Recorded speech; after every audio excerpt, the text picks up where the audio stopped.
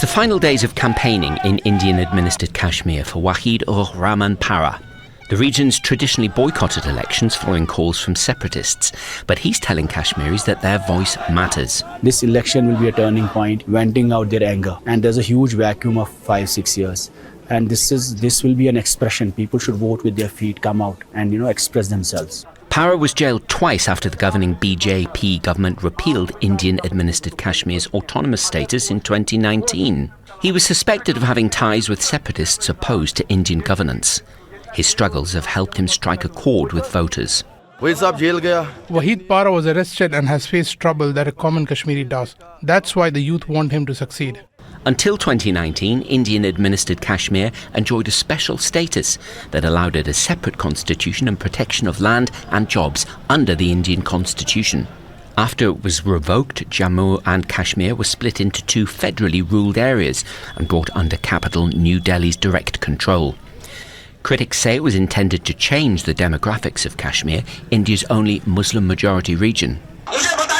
The general elections are the first big political exercise in Jammu and Kashmir since the government imposed a harsh lockdown, fearing mass protests against the changes. It held several local leaders in custody for months. Omar Abdullah, a former chief minister, was one of them. In the past, I have fought elections against Pakistan and succeeded. And in this election, if New Delhi is against us, we trust with God's will, we will succeed once again. The BJP is not fielding a candidate from the region for the first time since 1996. The regional parties opposed to the BJP say it's because of anger over the government's decision to revoke Jammu and Kashmir's special status. The party says the move has brought normality to the Himalayan region after decades of bloodshed. People should give other parties a befitting response by voting and telling them that it's because of them we lost Article 370, but I brought back the protection and security to the region. Kashmir is divided between India and Pakistan, who both claim it in its entirety after their independence from British rule in 1947.